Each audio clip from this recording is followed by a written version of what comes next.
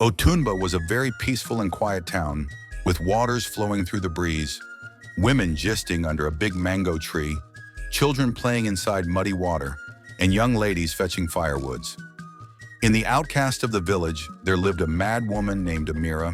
Amira was a very beautiful lady. Her biggest insecurities was her madness. On a sunny afternoon, Mr. John, the drunkard, wandered into the bush, where he saw Amira picking dirt. An evil thought rushed into his mind when he saw Amira, although he was drunk, but he did the unthinkable thing by sleeping with Amira. Amira started feeling sick, and she wound all ways throw up. The villagers noticed in her change of behavior, but no one dared to go close to her. Few months later, Amira tummy was getting bigger and bigger.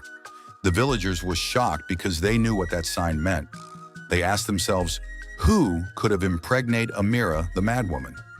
They asked. Few months later, Amira was in labor. No one could help her. She screamed for help, but no one could hear her because she was far from the village. But an old woman who lived close to the bush heard her cry for help. She stood up and ran to the madwoman's small hut. When she got there, she saw Amira on the floor screaming in pain. She quickly rushed to help her. Amira gave birth to a bouncing baby. The old lady took a neat cloth and wrapped the baby with it. When she held the baby, she told Amira that it was a baby girl. For the first time in a while, Amira felt normal because she had a family. The next day, the old lady told everyone about what happened last night. They were all happy for her. But at the same time, they were curious to know who the father of the child was.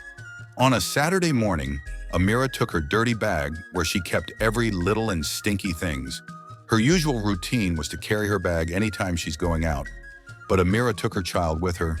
These went on for a while until when Amira turned 5 years old, she was smart, happy, and playful, unlike her mother. The villagers' children would often play with her. Amira did not name her child, she just called her girl, but the villagers called her gift because she was special.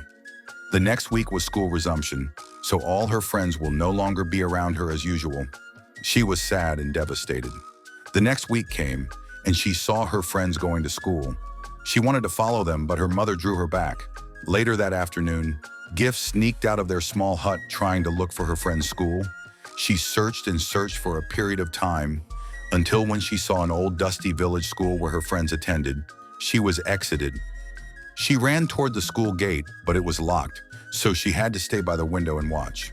By afternoon, the bell rang, and there were children running outside the gate. She heard the teacher from inside the class telling her students it was closing time. She left the window quickly. She stood outside the gate waiting for her friends to exit the gate. When she saw them, she ran to them and told them she was at the school window watching them.